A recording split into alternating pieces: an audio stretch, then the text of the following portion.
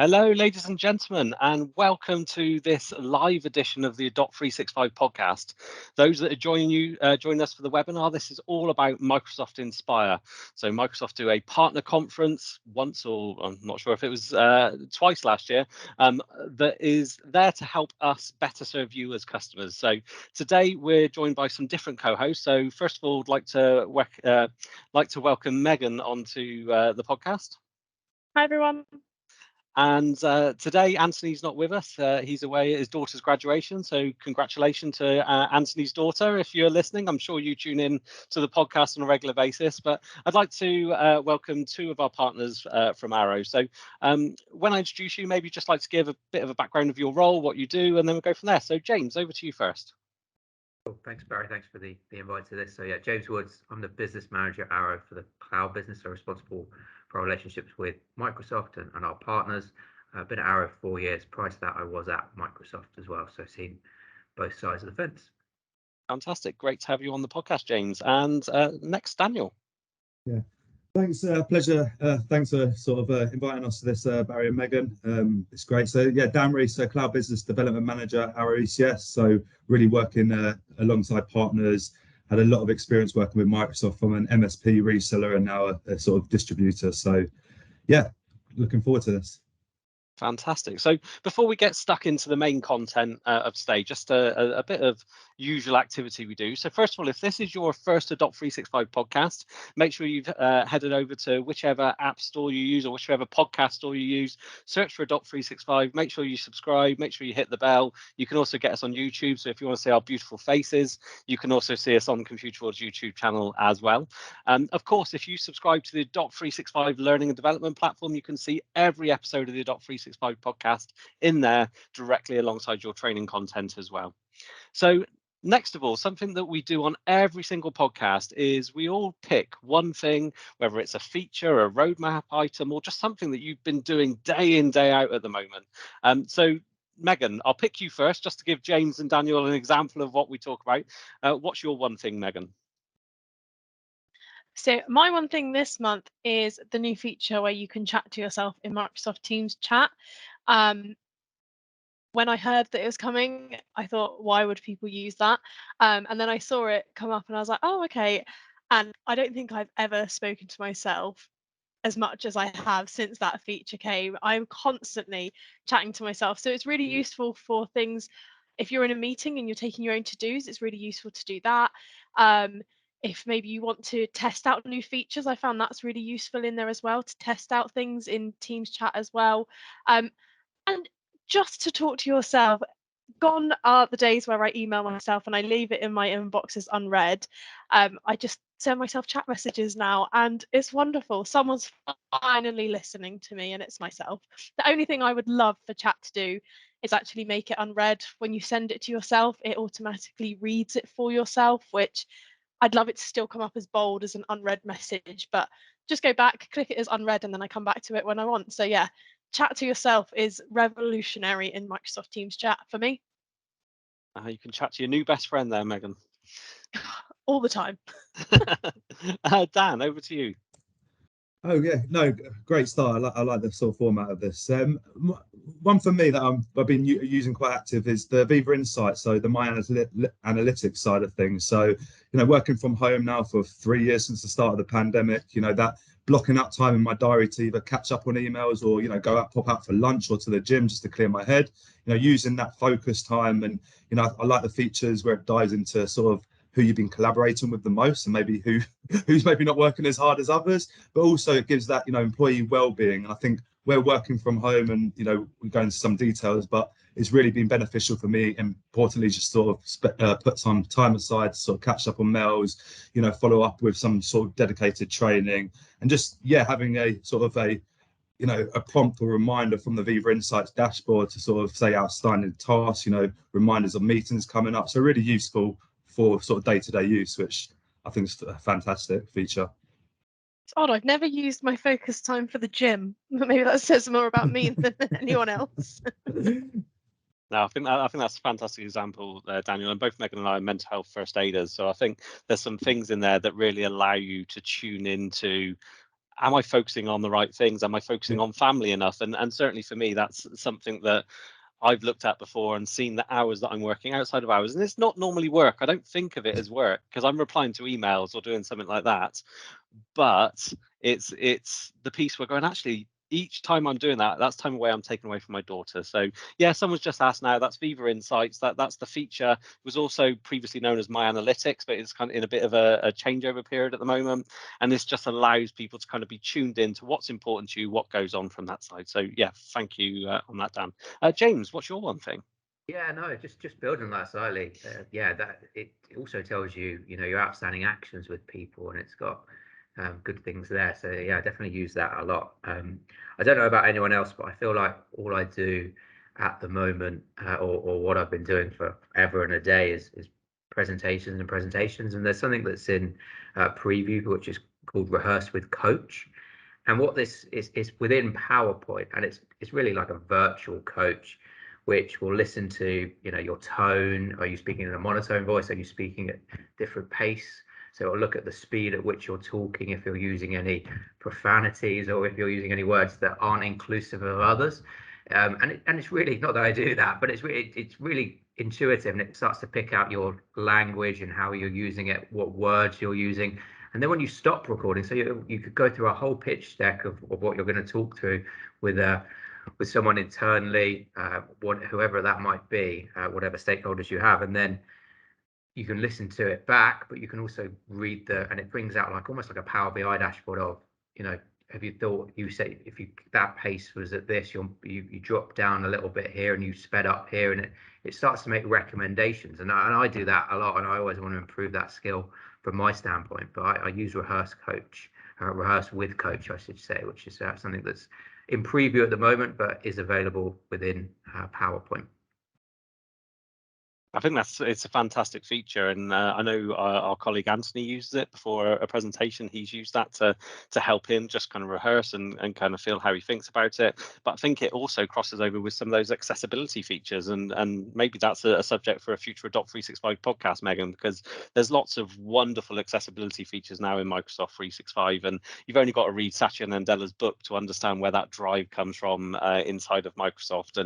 And certainly to me, the one that I use that's kind of related to that, James, is the ability to listen back to a document when you write a document and you listen back to it, because if I read it, I will read exactly what I think I've written, whereas if I listen back to it, I can go, oh god, that doesn't sound right, oh, I've missed that part of the sentence. So I think it's wonderful how Microsoft are including tools that make it accessible for all, but I think they're doing it in such a way that these are tools that don't feel like grabbing a pair of crutches and walking down the street, which I think is the way that accessibility was treated before, and there's been a switch from disability to accessibility, hasn't it? And I think this is really wonderful that these tools are right there being made available to us in the tools that we're using day in, day out.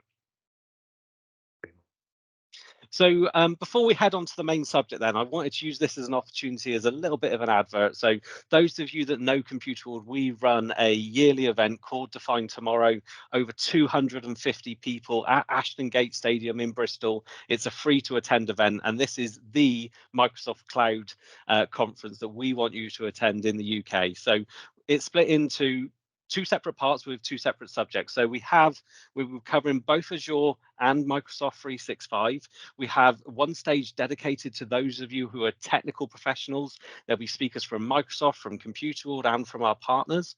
And there'll be another stage that is dedicated to everybody that is more focused on the business side of things, getting work done. You might not be technical at all. You might be a Microsoft 365 champion, or a digital transformation champion, or heard earlier, a 365 ninja.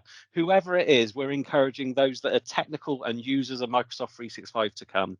Microsoft will be in attendance. We'll have a stand there for that. We'll have about another 14 to 15 complimentary vendors. So you can head over to definetomorrow.co.uk. Tickets are free but are limited. So register now. Go and have a look through the sessions that are coming up shortly, and we'd love to see you at that. You never know, maybe we can get a live Adopt 365 podcast in at some point while we're there, or maybe we'll do a roving one on the floor. Megan's hating me at this point because I'm coming up with ideas live on the podcast. So yeah, we haven't discussed this, so let's move on to the main subject. Microsoft Inspire. Fantastic. Microsoft Inspire. So James, do you want to give us what is Microsoft Inspire, and equally, why should our customers care about it a little bit? Yeah, so I think that, Microsoft Inspire has been a yearly thing, and it's had several different incarnations over here. It's WPC, if you go back long enough, and it's been held in lots of different locations. But for the last 3 years, it's been remote, and a live event for everyone to attend. But it's the opportunity to hear what is coming from Microsoft in terms of product launches. Now, there was Ready earlier in the year, which covered some of those product launches, but it's an opportunity for Microsoft to talk about what is interesting to them, what areas they are focusing, and hear from subject matter experts. There's lots of breakaway sessions where they go into intricate details, and lots of roundtable discussions where they tell mainly the partner community about what is coming and what areas of focus are. But it's an opportunity again for Microsoft to share any updates, talk about where their focus points are, and really get a buzz and energy about some of the product launches that are coming down the line, and the roadmaps for them. Definitely, and for me, I think it sits alongside the likes of Ignite for another good spot to hear what is coming. And I think Microsoft are great, but they're also dreadful. They'll drop something, and then you wonder when you're next going to hear about it again. And in true Microsoft fashion, some of those things disappear, never to be heard about again. In other things, they constantly talk about, and 2 years later you get it. And other things are already in your tenant, and you've not really realised, kind of thing. So it's always, and I don't think we can. It's an opportunity to level up, but I think the government have overused that, and anything to do with the government at the moment is something that we're not really talking about. But it's an opportunity to reset and recenter where we are with the Microsoft updates and what is coming. So certainly for me, it's always a good chance to first of all hear from Satya Nadella. I'm a big fan of his. I think what he has done with Microsoft over the last few years is completely transformational, and we tend to see Microsoft going on dips up and down. And anyone that knows me, I had a firm VMware tattoo during the hypervisor battles, and this is very technical. But now Microsoft, with all the stuff that they are doing, are definitely leading the way, with partners like VMware now kind of coming up with that. But Satya Nadella spoke when it came to Workspace about sort of doing more with less, about kind of being able to be more productive, about being able to reduce complexity, getting rid of tools from multiple vendors, and being able to kind of just standardize on a single set of tools, all connected in the place where you work. So I think there's this concept now of Teams is the place where we work, and everything is coming into Teams from that perspective. And then finally, around kind of employee experience, a lot of this was about employee experience. And he said something, and I won't get the words completely right, is employee experience starts with a digital experience now. And this is because we're not all coming into the office. We saw what happened to Apple when they tried to bring everyone back into the office, and Google didn't. Surprisingly or unsurprisingly, people stopped working at Apple and went to work at Google. So quickly Apple backtracked on that. So first of all, before we dig into the main things, I don't know, Megan, James, Daniel, if anyone has any specific thoughts around the theme and what was heard from Satya Nadella at all. Yeah, just to add to that, Barry, yeah, Satya Nadella is, an inspiration, and I totally agree with how he's sort of transformed Microsoft. And I think the key point, we touched on Viva, and I know we're going into a bit of details around the updates, but, the hybrid work. So the one stat that I wrote down is quite good. And you talk about the hybrid work and, the Google and, Google story you just mentioned there, Barry. But, hybrid work is here to stay. Satya mentioned that 73% of employees would like the flexibility, whereas 67% still want that in-person time with colleagues. So I think that's a key stat. So I think, and with the likes of Teams, the collaboration, where Microsoft are going with Viva and all the additional features, it's just naturally, moving to, or we're already living in a hybrid world. It's just using the tools. And as you said, it starts with that digital experience first.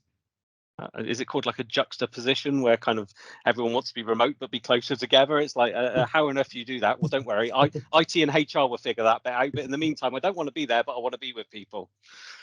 Double-edged sword, isn't it? No, yeah, and I think the doing more with less, which was definitely a theme throughout, I think that almost had like a competitive nature to it, in the sense that Microsoft has the best product set, and I'm not going to touch Azure, but has lots of Azure locations. But if we focus in on the modern workplace side, it covers all different areas, and it's best in class. And it's almost like a competitive nudge to go, you might have this dispersed different product sets, invest in Microsoft, invest in one technology, and you can do more with less. So I definitely think that was the hidden message that, well, maybe not so hidden, the message they were trying to get across from Inspire. Definitely. Megan, have you got any overarching kind of thoughts before we dig into any of the features? I think we're probably going to go into it a lot when we talk about the whole Viva stuff and that sort of theme of employee experience. But I really like that Microsoft are really highlighting the employee experience. It's not just a thing on the side now, it is a key message from them. Obviously, when we're speaking to our clients, Barry, employee experience is a massive thing that people are struggling with. If everyone's honest, we've all been doing it for the past 2 years, but have we really mastered it? We're just getting through it. So the fact that they're putting so much focus, so much time, so much effort to improving our experience to help us improve the employee experience, that was a bit of a mouthful, I just think is really important. And the new sort of stuff that they're bringing out looks really interesting. So I just love that it's not just about the technology. They're really putting the people first, and the technology is just enabling that. Definitely. So let's move on to some of the things. So I think the first heading was enabling the hybrid workforce, or enabling hybrid work. And I've got noted down here 4 key announcements. So we'll all pick one of them. I'll let our guests go first. So Megan and I are left with the 2 that are remaining. So Daniel, which one would you like to pick off if you've got them there in front of you?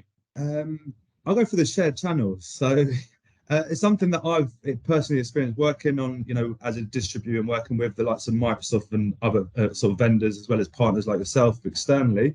I've always found it, sharing, collaborating between tenants has been quite clunky, as Mike will say. So if you've ever had to switch between a tenant and speak to a partner and then speak to a vendor, it's very clunky. So I think that more seamless touch for, again, that employee experience, because for me, it's a bit of a pain, and hopefully other people listening to this have experienced that. And as we're collaborating more and more online and remotely and with external parties, it needs to become more seamless, but also not forgetting the security aspects of it, which is obviously Microsoft's, again, fundamentals. Security is another hot topic as well, along with the remote workforce. But yeah, really keen to see how that feature sort of rolls out, because again, it's clunky, it takes up time, and I just get more frustrated than find I'm doing any value. So I'm really looking forward to that feature.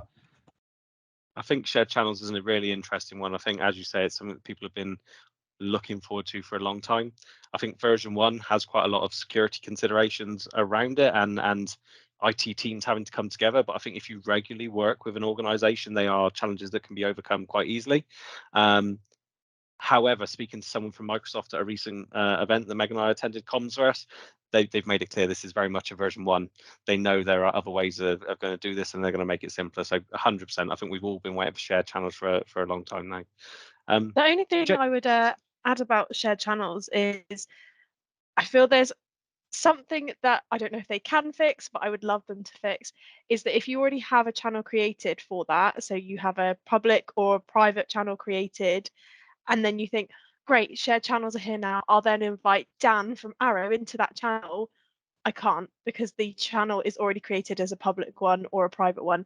You have to start a brand new channel as a shared channel, which I personally feel is slightly irritating, only because if I've already got that channel and I just want to invite someone in, and maybe we've been using it for the past 6 months, I don't want to have to go and recreate that. But it's just something that I'm sure Satya Nadella is listening to this right now and thinks, Megan, that's a really good point, I'll go and change that.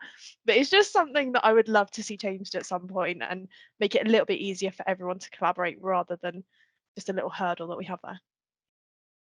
I love to think that Satya Nadella sat there with a pair of Microsoft buds on Surface buds, listening to the Dot365 podcast, and then the other concentration is then recoding shared channels to work with Megan's demand. I'm sure that's exactly the way things go down at Microsoft. So we can all dream, Barry. We can all dream.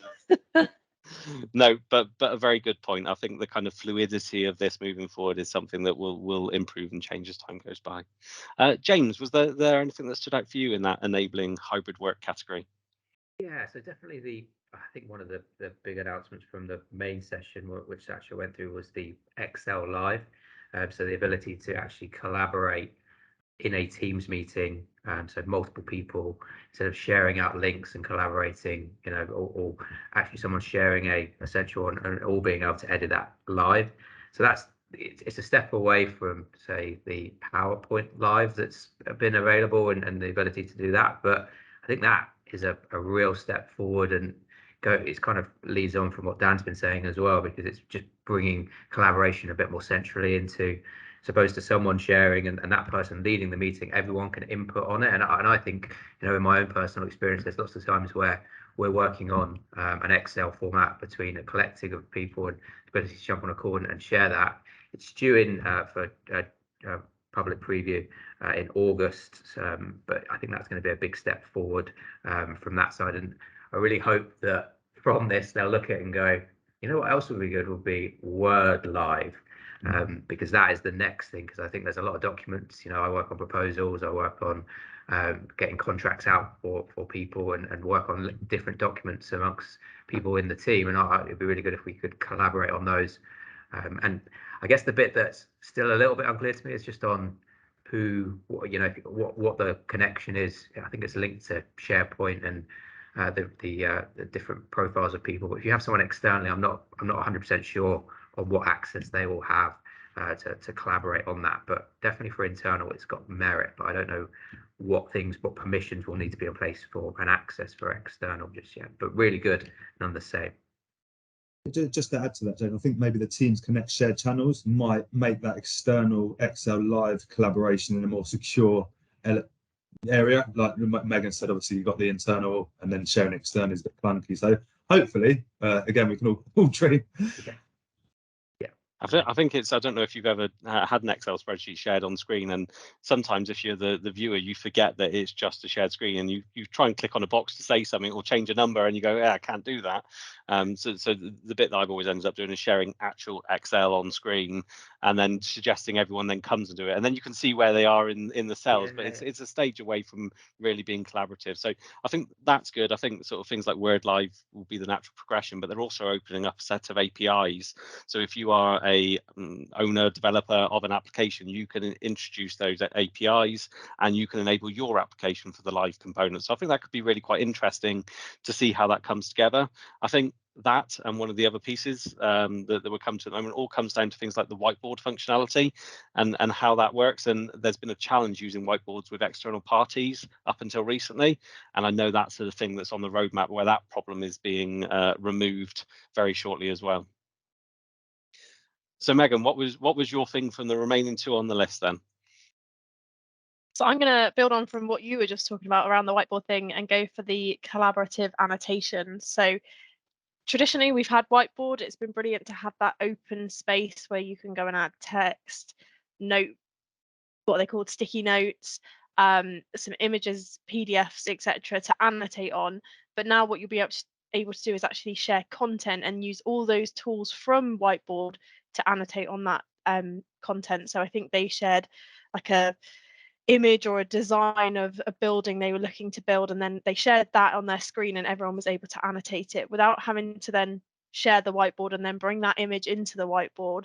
It just looked a lot slicker as to how you just share that content and then everyone can annotate on it. So again, bringing that sort of true collaboration into the meeting rather than having to work your way around it slightly. So yeah, really looking forward to that piece, and I think it's going to be really interesting to see the use cases that people use it for.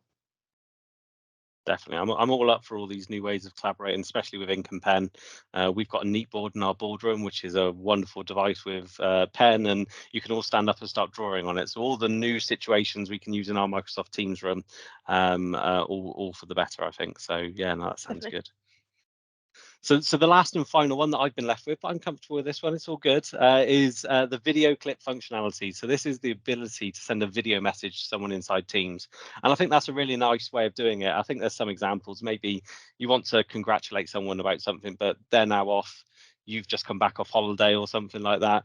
What better way than sending them a video message rather than just a dry bit of text? Kind of send them a video message. Oh, I've just heard this piece of news, it's so wonderful, thank you, or whatever that would be. I think those abilities to add a bit more emotion, add a bit more feeling, be a part, but have that connection, as Satya and Andela was speaking about, I think it's really important. I think it's a feature that I've kind of wondered why it hasn't been there for a long time. But I think Microsoft did acquire a company earlier on this year that was all about video editing and video recording. So I'd imagine that technology has released this capability. I don't know if any of you have got any further thoughts on the video clip or video message functionality. Yeah, it's similar to you, Barry. You know, Arrow is a global company, and some of our Nordics colleagues use videos a lot. So I might send them a message, or we were using an external platform, and they'd share some videos back on, and that's how they're following up as well, is meetings, is sending a video afterwards on some of the next steps and actions. So in the UK, I think we're sometimes a bit alien to that, but I'm getting more au fait with it, and it's good now. It's in Teams, because it's similar to other social channels that I'm sure we all use, you know, in our personal lives as well. So yeah, I think it's a good thing that video is coming to Teams and is available. I think you're right. If we had have launched this like 2 years ago, I don't think anyone would have used it, because everyone was so terrified of showing their face on video. But now it's just so natural that it seems like the natural progression for this. The only question I have is obviously with chat messages, if I was to send that, or team messages, if I was to search it, it would find that message. If I send it via video, maybe I'm just catching up and going through a to-do list. If I search that, will it have a transcript? Will it find that in the video? That's the only thing, is if it doesn't do that, people may not avoid it, but may only use it for those social elements rather than the work elements, because it's not searchable and maybe not as integrated. And yeah, I totally agree, Megan. It goes to sort of maybe the security concerns around, you know, the content sharing, and who's it going to, and what sort of, you know, images and, you know, can be sent. And like you said, you know, I think Teams has come a very long way, and it's still got a way to go. But, you know, the backing up of Teams has still been quite clunky till maybe the last year or so. And obviously the utilization has shot up. But I think this all comes down to all these features, you know, that the video clip one that Barry just discussed is around that personal touch, you know, that employee, you know, well-being / we are going to live in a hybrid world workforce now for the you know, beyond. It's what features like that add a bit more of a personal face-to-face touch, and like Barry said, you can get the emotion when we're speaking virtually or face-to-face, but over text and, you know, or chat, it just can be, you know, completely, the emotion's gone from it. The question is, can I do a video to myself on Chat to Yourself? Because then that's really going to get me like just constantly talking to myself, watching videos of myself. That's just like another dimension. Stage too far at that point. I think you might need to speak and get some professional advice if you start sending yourself video messages. Okay. So I think that's a good segue to employee experience, and Microsoft are obviously wanting to see themselves as a leader in the employee experience place. I think Viva was launched last year. Was it late last year as the first fully integrated employee experience platform? They're wanting to create a new sector for organizations, and it's early days at the moment. I think we've seen some good things. Dan, you mentioned earlier about Viva Insights. That's the word. My analytics, Viva Insights. So that's been around, and we saw a renaming of that, and we've seen another few features coming into that. But what we've seen at Inspire is a real focus, from my perspective, on Viva, on those tools that are coming about. So before I get started in those, has anyone got a specific desire to talk about any of the elements in there before I take the floor? We've got silence, so I'll take the lead then. So we've got three things that specifically I heard that stood out about Viva at Microsoft Inspire. So the first one is Viva Engage. So think of this as Facebook for your business. So straight away you think, well, hold on a minute, isn't that Yammer, Barry? Yes. So Viva Engage is the rebranding initially of the Microsoft Communities app that you will see inside Microsoft Teams. This on the back end connects towards Yammer.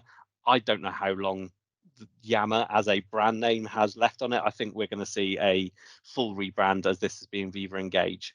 They're not just renaming the Communities app to Engage, they're now building on that with features and functionality. So I think the two that I specifically heard, Megan, I don't know if you heard about any more. So the first one was stories.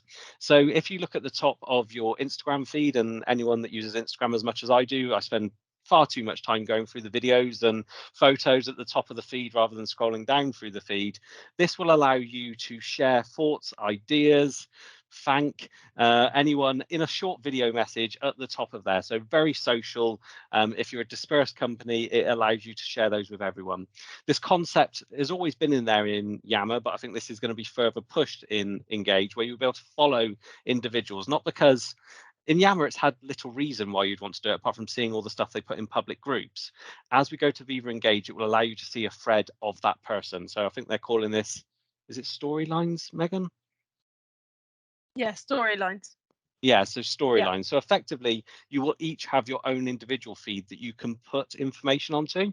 So myself as a leader in the business, I would be able to just document things that I'm working on, ideas that I've got, and people that are related and interested in what my thought process is would be able to tune in on that. So those two features. So this is due to change. So first of all, anyone that is working as a digital champion or an IT manager, you're going to need to make your colleagues aware that the Communities app in Teams is all of a sudden going to change to be called Viva Engage. So that's the first hurdle to get over with. When that happens, the public preview of stories will be available. That will allow people to upload short videos that can just be seen at the top of the feed. And then storyline functionality will be coming out later on in the year to go and do that. As ever, this is about social engagement. This is about people wanting to do this. Yammer has always been a tool that has required a company to push. I've kind of alluded it to as you might have a great room downstairs in your office that is great for networking events and bringing people together. But unless you plan those networking events and give people a reason to attend that room, it's not going to drive social interaction on itself. Yammer is exactly the same. It's an empty room that you need to make stuff happen. You need to be in that room when it happens, kind of thing, to make stuff happening there. So that's Viva Engage.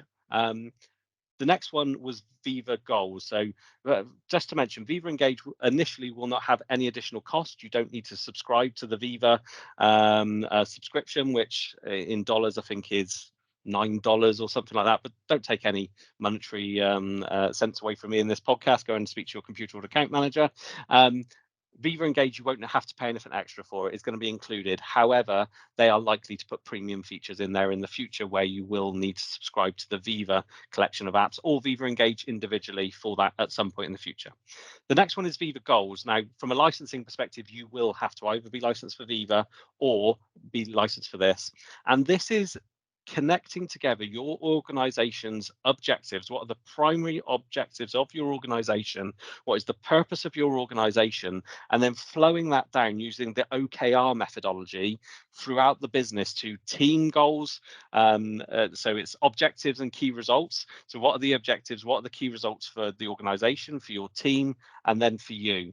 So this is via an acquisition that I think happened earlier on in the year for Microsoft. This is a dedicated tool for tracking your organization's objectives and how you get to there.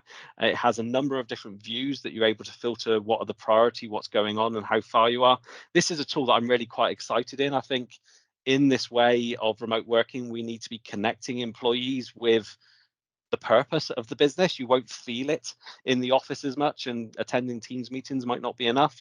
This really should connect everyone in the business to the fundamental reason why that organization exists, how their role is able to pull into that. I don't know if anyone's got any thoughts on Viva Goals or that whole kind of sense of purpose and where the business is going and what your part is on that.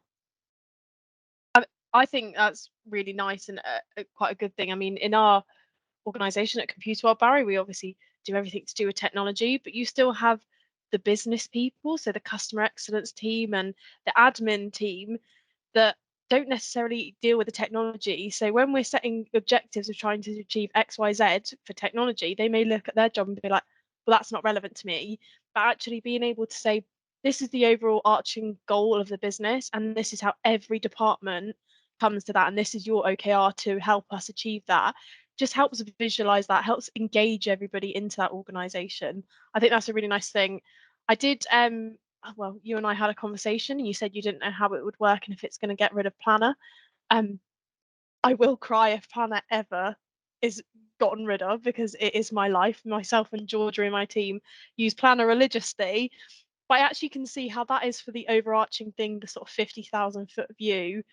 And then you have your buckets in Planner for each of those OKRs, and you have your tasks in those buckets that help you achieve that, help you monitor where you are with that as well. So I can see it fitting in really nicely. I think there's probably quite a lot of work to do because it maybe isn't the way people typically work, and they don't go into that much granular detail of this is the thing and this is how everyone does it. I think they go, this is a thing, go and help us do that, and don't necessarily set those. So I think it's a new way of working, but quite an interesting one, and one that I think will have a lot more impact than the traditional way of just go and do it. And just to sort of comment on that, Megan, you mentioned sort of Planner, and I spoke to another partner about Viva Goals the other day, and the way they described it is Microsoft To Do and Planner all bundled into sort of one solution with analytics and insights for the business. But I do think it's coming a long way. I like you said, I hope they don't get rid of Planner, but I do feel like the way Microsoft are going, Viva will probably replace that in the future, just like how Teams and everything's merging into Teams. I'm not saying tomorrow, but I do think that they are trying to make that platform, the Viva platform, that collaboration, all in employee welfare, well-being, etc. Experience platform. And then it's coming a long way, which is hopefully leading into the next update, which I think is quite useful for certain departments.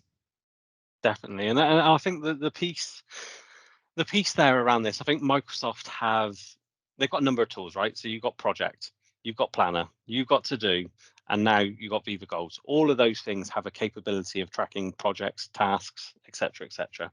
I think there is probably going to be, with Viva Goals being matured a little bit more, there will probably be the likes of Planner and To Do coming into that. Does Project just turn into those kind of things? I think there's got to be some rationale behind that. I think we already had a lot of people wondering what the difference was between those. You then add lists into that, which has a similar, can be used in exactly the same way, but equally can be used in lots of different ways. I think that is the benefit of not focusing on the technology first. Focus from a business perspective. What do you need to do? What do you need to achieve? Speak to your Microsoft 365 champions or us at Computer World and go, look, this is what we're trying to track. This is what we're trying to achieve. What are the best tools to do that? Microsoft 365 is a bunch of tools in a toolbox. It isn't a set of solutions. It is up to us, to you, to then create the solutions your business needs with those tools that are available. So the last one that we're not going to go into much for now is Viva Sales. So this is integration across a variety of different sources, such as in your inbox, inside the Office applications, where you have the ability to be able to update the sales platform. So predominantly Dynamics, but in the future that will also be Salesforce as well. So this is just bringing further context in from those platforms and allowing you directly to update those platforms in the space they are. So if you have a sales team and you're using either of those platforms, this just allows them another reason why they don't have to leave Teams. They can carry on with their work, then carry on getting on with it, but also be updating those systems in the back end as well from that perspective. So the final piece that we had on the podcast before we do any final thoughts was all about teams, meetings, and experiences. And I think in the hybrid way of working, meetings have now got even more complex than they were when we were all working from home. We started off that we were all in the office, not many people were working from home. COVID hit, we all went from working from home. We all had our individual computers. There was a rush to get headsets and cameras to make people could still work. We're now back in our old meeting rooms, which maybe aren't fully up to speed with where they need to be and where they should be going. And there's new sets of experiences. And I forgot to mention my one thing, actually, I think I skipped that earlier, is Teams meeting rooms panels. These are outside your meeting rooms. Who's in the meeting room? Is it free? Where is it available? Even what features has it got? The ability to be able to check into your meeting so the room is cleared up. They're quite inexpensive. They're easy to install, easy to manage from the Teams admin console. But I think Teams and meetings are an area where we're starting now, but this is going to be revolutionized over the coming years and months. So we'll start off by going completely out there. And Megan, I'm going to throw this one over to you. So what is Microsoft Mesh? We didn't hear a lot about it from Inspire, but they kind of touched upon they're still working on it for the moment. Yes, you did this to me earlier today, so you feel like I should be prepared for this, but still, careful. So Microsoft Mesh is the what's the metaverse for Microsoft. So bringing virtual reality, all the AR, VR, all of those great acronyms into meeting experiences. But that's not necessarily just for meetings. That could just be collaboration spaces. So I know they've spoken before about one of their customers just used it, and they have like their not office, but like that's where people could just walk around. You can have those water cooler moments, which we definitely miss in this virtual world, where you can go in there, you can actually use a whiteboard and move things on the whiteboard with your little what are they called, characters? That's not what they're called. Like What an are they avatar called? or a character. Yeah. Avatar, that's it, yeah. And then you can go and play pool with them, so you get a bit of that. And for people that are onboarding, especially in larger organizations where you don't know everybody, it's a really nice social element to it. Or you can do it in this meeting experience where you're all sat around a table with your avatars. You can have that sort of more realistic sort of boardroom style thing where you're interacting with each other. So it just adds another element to meetings. I'm yet to fully embrace it and sort of get on board with it. You may be able to tell, but to fully understand it, because at the moment we're used to working the way we work. I think it's going to throw a whole new way of working in there. Yeah, I'm excited, but I'm also a little bit skeptical as to how it will work. I'm on the same fence as you on that, Megan. I think it's yeah, it definitely feels like it's for a different. I don't know. It's not quite there yet. I remember seeing the videos 2 years ago, and yeah, it was different. But I don't think a year on, I don't think my viewpoints changed too much. I'm not quite there. It sounds cool, and it might generate collaboration and help people feel a bit more comfortable in a new environment, as you mentioned. But I'm just don't think it's quite there yet. But yet to see it, I guess.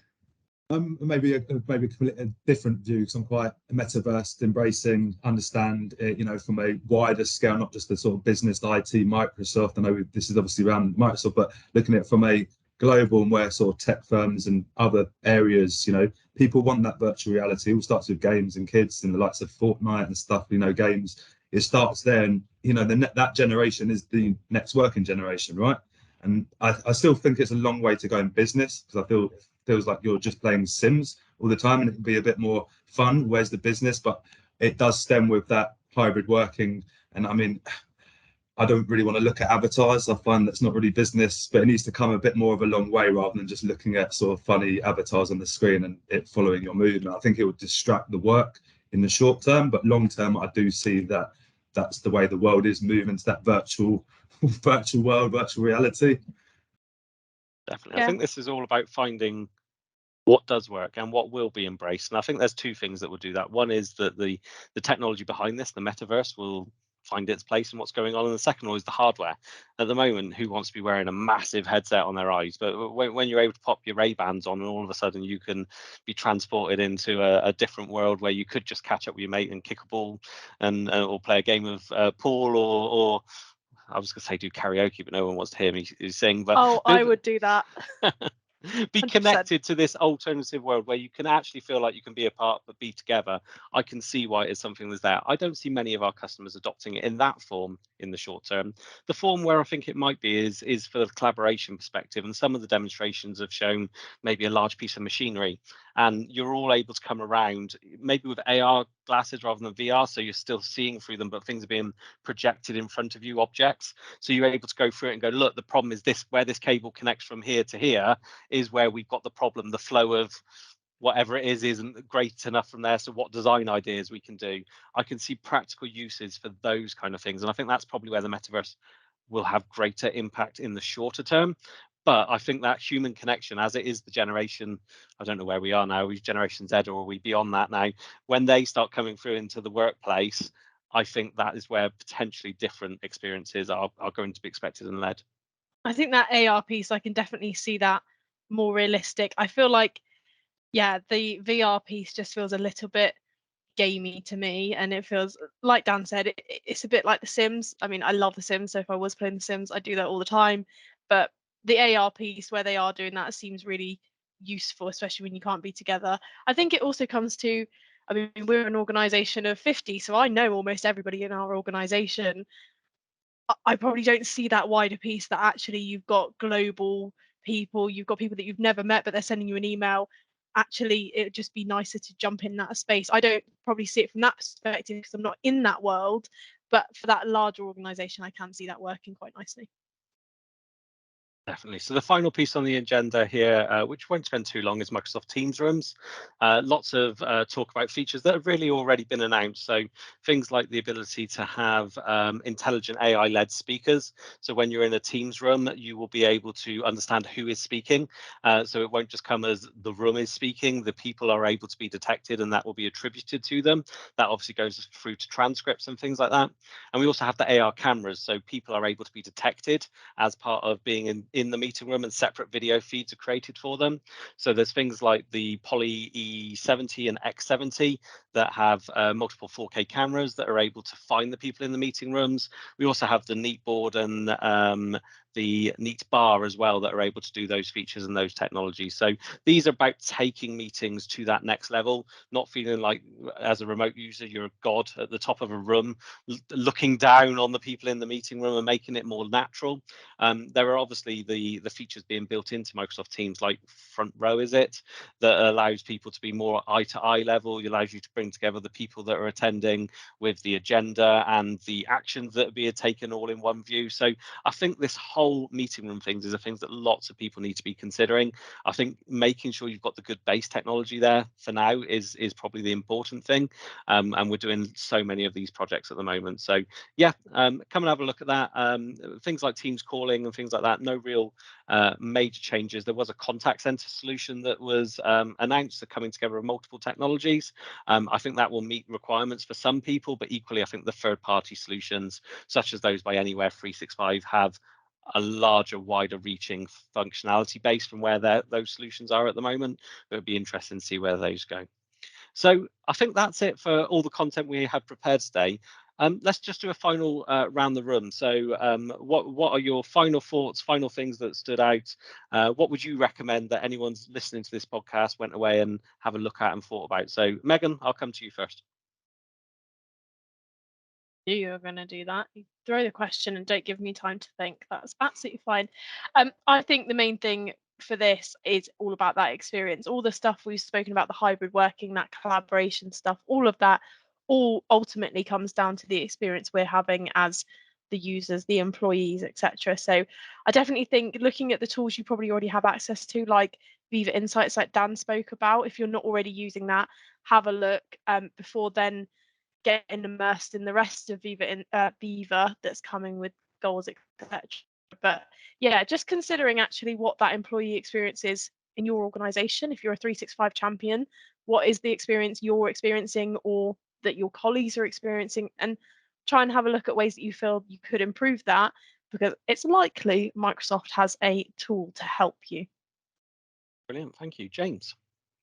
Yeah, thanks, Barry. I think I think the well, Satcher summed up. I think it was the last 10 years won't be like the next 10 years.